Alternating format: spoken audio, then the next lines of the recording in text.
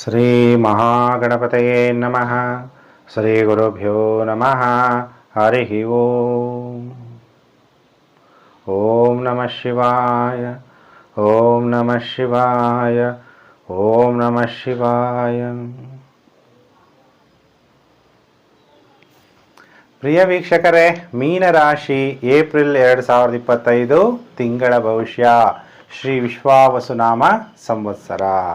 ಹಾಗಾದರೆ ಏಪ್ರಿಲ್ ತಿಂಗಳಲ್ಲಿ ಗ್ರಹಗಳು ಮತ್ತು ನಕ್ಷತ್ರಗಳು ರಾಶಿ ಪರಿವರ್ತನೆ ಆಗೋದ್ರಿಂದ ಮೀನರಾಶಿ ಜಾತಕರ ಮೇಲೆ ಏನು ಪ್ರಭಾವ ಬೀರುತ್ತೆ ಅನ್ನೋಂಥ ವಿಚಾರವನ್ನು ತಿಳಿಸ್ಕೊಡ್ತೀನಿ. ನೀವು ನನ್ನ ಚಾನಲ್ಗೆ ಹೊಸಬರಾಗಿದ್ದರೆ ಸಬ್ಸ್ಕ್ರೈಬ್ ಮಾಡ್ಕೊಳ್ಳಿ, ನೋಟಿಫಿಕೇಷನ್ ಬೆಲ್ ಆಲ್ ಅನ್ನೋದು ಒತ್ತಿ, ಆಗ ನಾನು ಮುಂದೆ ಹಾಕುವ ಲೇಟೆಸ್ಟ್ ವಿಡಿಯೋ ನಿಮಗೆ ಬೇಗ ಬಂದು ತಲುಪುತ್ತೆ. 2 ಏಪ್ರಿಲ್ 2025 ಮಂಗಳ ಗ್ರಹ ರಾತ್ರಿ 1:29 ಮಿಥುನ ರಾಶಿಯಿಂದ ಕರ್ಕಾಟಕ ರಾಶಿಗೆ ರಾಶಿ ಪರಿವರ್ತನೆ. 3 ಏಪ್ರಿಲ್ 2025 ಬುಧ ಗ್ರಹ ಸಾಯಂಕಾಲ 5:58 ಕುಂಭ ರಾಶಿಯಿಂದ ಮೀನ ರಾಶಿಗೆ ರಾಶಿ ಪರಿವರ್ತನೆ. 13 ಏಪ್ರಿಲ್ 2025 ಸೂರ್ಯ ಮೀನರಾಶಿಯಿಂದ ಉಚ್ಚ ಕ್ಷೇತ್ರ ಮೇಷರಾಶಿಗೆ ಸಂಚಾರ ರಾತ್ರಿ 3:21. ಈ ತಿಂಗಳಲ್ಲಿ ಬಹಳ ವಿಶೇಷವಾಗಿ 2 ಏಪ್ರಿಲ್ 2025 ಶ್ರೀ ಶಂಕರಾಚಾರ್ಯರ ಜಯಂತಿ ಇದೆ. ಯಾಕೆಂದರೆ ಧರ್ಮೋ ರಕ್ಷತಿ ರಕ್ಷತಃ, ನಮ್ಮ ಧರ್ಮವನ್ನು ರಕ್ಷಣೆ ಮಾಡಿದಂಥವರು ಶ್ರೀ ಶಂಕರಾಚಾರ್ಯ ಗುರುಗಳು. ಅವರ ಆರಾಧನೆಯನ್ನು ನಾವು ಮಾಡೋಣ.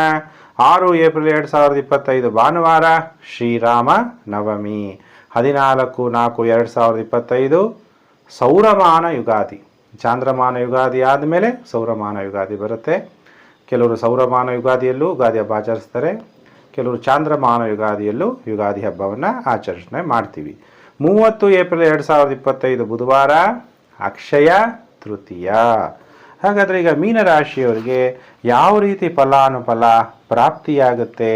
ಯಾಕಂದರೆ ಮೀನರಾಶಿಯವರಿಗೆ ಸಾಡೆ ಸಾತಿ, ಜನ್ಮಶನಿ, ಅವ್ರ ಜೊತೆಗೆ ಶುಕ್ರ ಕೂಡ ಜನ್ಮರಾಶಿಯಲ್ಲಿ, ಬುಧ ಕೂಡ ಜನ್ಮರಾಶಿಯಲ್ಲಿ, ರಾಹು ಕೂಡ ಜನ್ಮರಾಶಿಯಲ್ಲಿ. ತಾಳ್ಮೆ ಬಹಳ ಮುಖ್ಯವಾಗಿರುತ್ತೆ ಮೀನರಾಶಿಯವರಿಗೆ. ಹಾಗಾದರೆ ಏನೇನು ಫಲಾನುಫಲ ಪ್ರಾಪ್ತಿಯಾಗುತ್ತೆ ಅನ್ನುವಂಥ ವಿಚಾರವನ್ನು ತಿಳಿಸ್ತೀನಿ. ನಿಮಗೆ ಶುಕ್ರ ನಿಮ್ಮ ಜನ್ಮರಾಶಿಯಲ್ಲಿ ಸಂಚಾರ ಆಗಬೇಕಾದ್ರೆ ಎಲ್ಲ ವಿಧವಾದ ಪ್ರಾಪಂಚಿಕ ಸುಖ ಪಡಿಬೇಕು ಅನ್ನೋಂಥ ಆಸೆ ಉತ್ಪತ್ತಿಯಾಗುತ್ತೆ. ಶನಿ ಅಲ್ಲೇ ಇದ್ದಾನೆ, ಅವನು ಕರ್ಮಕ್ಕೆ ಕಾರಕ. ಅನುಭವಿಸುವಂಥ ಫಲನೂ ಕೊಡ್ಬೋದು, ಇಲ್ಲ ಅನುಭವಿಸ್ಬೇಡ ಅಂತೇಳಿ ನಿಮ್ಮನ್ನು ವೈರಾಗ್ಯಕ್ಕೂ ತಗೊಂಡು ಹೋಗ್ಬೋದು. ಅದಕ್ಕೆ ನಿಮ್ಮ ಕರ್ಮಗಳು ಹೇಗಿದೆ, ಅದಕ್ಕೆ ಗ್ರಹಿ ಕರ್ಮ ಫಲದಾತಃ. ನಾವೇನು ಕರ್ಮಗಳು ಮಾಡಿದ್ದೀವಿ ಅದಕ್ಕೆ ಫಲವನ್ನು ಕೊಡೋರು ಯಾರು? ಗ್ರಹಗಳು. ಹಾಗಾದರೆ ಸಂಪತ್ತು, ಉತ್ತಮವಾದ ವಸ್ತ್ರ ಒಡವೆಗಳನ್ನು ವೈಭವಯುತವಾಗಿರಬೇಕು ಅನ್ನೋ ಮನಸ್ಸು ಬರುತ್ತೆ. ಶನಿ ಮಹಾತ್ಮ ಎಲ್ಲ ವೈರಾಗ್ಯ, ದಾರಿದ್ರ್ಯ ಅನ್ನೋ ಸೂಚನೆ ಮಾಡ್ತಾನೆ. ಅದೇ ನೀವು ಒಳ್ಳೆ ಕಾರ್ಯಗಳು ನ್ಯಾಯ ನೀತಿ ಧರ್ಮದಿಂದ ನಡೀತಾ ಇದ್ದರೆ ಶನಿ ಮಹಾತ್ಮ ರೈಟ್ ಮಾಡಿಬಿಡ್ತಾನೆ, ನಿಮಗೆಲ್ಲ ಫಲಗಳು ಪ್ರಾಪ್ತಿಯಾಗುತ್ತೆ. ದಾಂಪತ್ಯ ಸುಖ, ಪ್ರಣಯ ಲೈಂಗಿಕ ಸುಖ, ವಿದ್ಯೆಯಲ್ಲಿ ಆಸಕ್ತಿ, ಉತ್ತಮ ಸ್ತ್ರೀ ಜೊತೆ ಸ್ನೇಹ ಬಿಡಿಸ್ತೀರಿ. ಸಕಲ ಸುಖ ಭೋಗಗಳನ್ನು ಕೂಡ ಮೀನರಾಶಿಯವರು ಈ ತಿಂಗಳಲ್ಲಿ ಪಡಿತೀರಿ. ಇದು ಆಗ್ಬೋದು, ಇಲ್ಲ ರಿವರ್ಸ್ ಆಗಿ ಕೆಟ್ಟದು ಕೂಡ ಆಗ್ಬಿಡ್ಬೋದು. ಅದಕ್ಕೆ ಎಚ್ಚರ. ಯಾಕೆಂದರೆ ರಾಹು ಇದ್ದಾನೆ, ಶನಿ ಇದ್ದಾನೆ, ಶುಕ್ರ ಇದ್ದಾನೆ, ಇವರೆಲ್ಲ ಮಿತ್ರಗ್ರಹಗಳು. ಮಿಕ್ಸ್ಡ್ ರಿಸಲ್ಟ್ ನಿಮಗೆ ಬರುವ ಸಾಧ್ಯತೆಗಳಿರುತ್ತೆ. ಮೀನರಾಶಿ ಜಾತಕರಿಗೆ ಬುಧ ಕೂಡ ನಿಮ್ಮ ಜನ್ಮ ರಾಶಿಯಲ್ಲಿ ಸಂಚಾರ ಆಗ್ತಾ ಇದ್ದಾನೆ.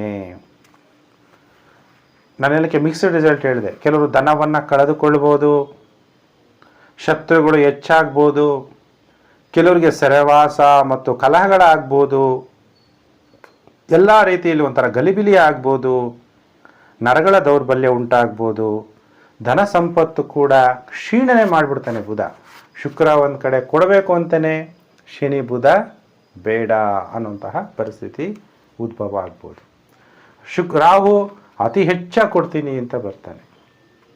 ಈ ಥರ ನಿಮಗೆ ಮಿಕ್ಸ್ಡ್ ರಿಸಲ್ಟ್ ಇರುತ್ತೆ ಮೀನರಾಶಿ ಜಾತಕರಿಗೆ. ಅದಕ್ಕೆ ನಿಮ್ಮ ಜನ್ಮ ಜಾತಕಗಳನ್ನು ತೋರಿಸ್ಬೇಕು. ಇದು ನಾನು ಹೇಳ್ತಾ ಇರೋವಂಥದ್ದು ಗೋಚಾರ ಫಲ. ಹಾಗಾದರೆ ಮಂಗಳ ಗ್ರಹ, ಸೂರ್ಯ ಗ್ರಹ ಯಾವ ರೀತಿ ಫಲವನ್ನು ಕೊಡ್ತಾರೆ?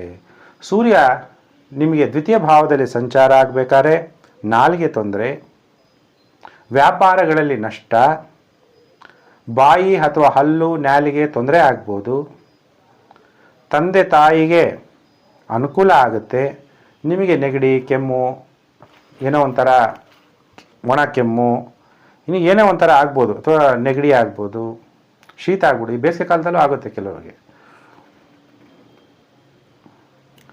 ವ್ಯಾಪಾರದಲ್ಲಿ ನಷ್ಟ, ನೀವು ವಿವಾಹ ಆಗಿದ್ದರೆ ನಿಮ್ಮ ಪತ್ನಿಯ ಕುಟುಂಬದಲ್ಲಿ ತೊಂದರೆ, ನೀವು ಸ್ತ್ರೀ ಜಾತಕರಾಗಿದ್ದರೆ ಪತಿಯ ಕುಟುಂಬದಲ್ಲಿ ತೊಂದರೆ, ದುರಾಸೆ ಉಂಟಾಗ್ಬಿಡುತ್ತೆ. ಅವ್ಯಾವೂ ಮಾಡಬಾರ್ದು. ಮನಸ್ಸನ್ನು ಸ್ಥಿಮಿತವಾಗಿ ಇಟ್ಕೋಬೇಕು, ಮೆಡಿಟೇಷನ್ ಮಾಡಬೇಕು, ಸದಾ ದೇವರ ಧ್ಯಾನದಲ್ಲಿ ಮೀನರಾಶಿ ಜಾತಕರು ಇರಬೇಕು.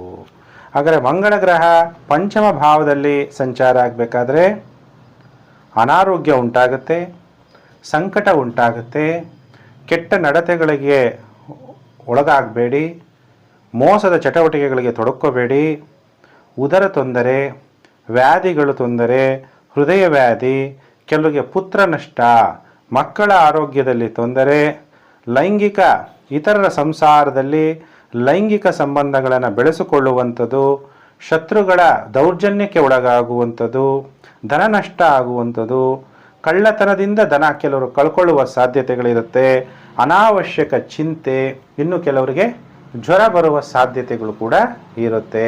ಮೀನರಾಶಿ ಜಾತಕರಿಗೆ ಮಿಶ್ರ ಫಲ ಇರುತ್ತೆ. ಕೆಲವರಿಗೆ ಒಳ್ಳೆಯದಾಗುತ್ತೆ, ಕೆಲವರಿಗೆ ನೆಗೆಟಿವ್ ಆಗುತ್ತೆ. ಯಾಕೆ ಆ ಥರ ಆಗುತ್ತೆ?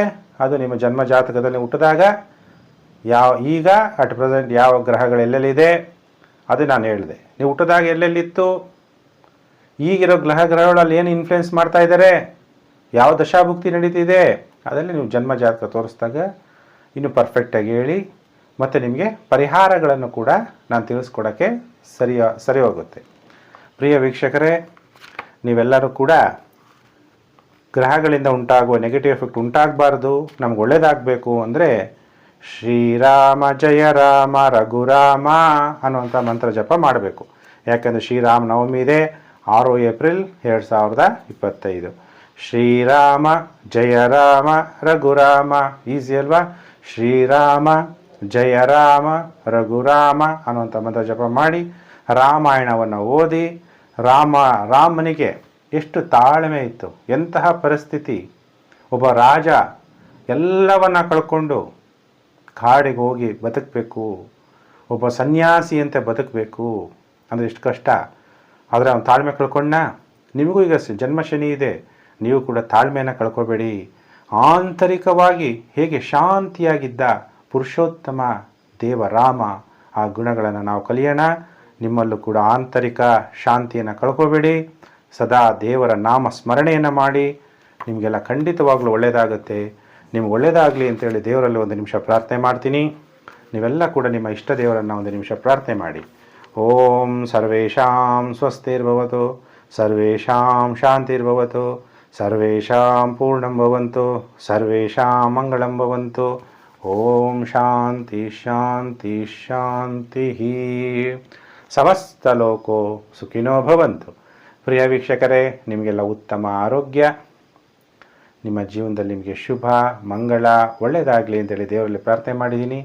ವಿಡಿಯೋನ ಎಲ್ಲ ಕಡೆ ಶೇರ್ ಮಾಡಿ, ಸೋಷಿಯಲ್ ಮೀಡಿಯಾಗಳಲ್ಲಿ Facebook, WhatsApp group, Telegram group. ಪ್ರಿಯ ವೀಕ್ಷಕರೇ, ನಾನು ಮತ್ತೊಂದು ವಿಡಿಯೋದಲ್ಲಿ ಮತ್ತೆ ನಾನು ನಿಮ್ಮನ್ನು ಭೇಟಿ ಮಾಡ್ತೀನಿ. ನಮಸ್ಕಾರ.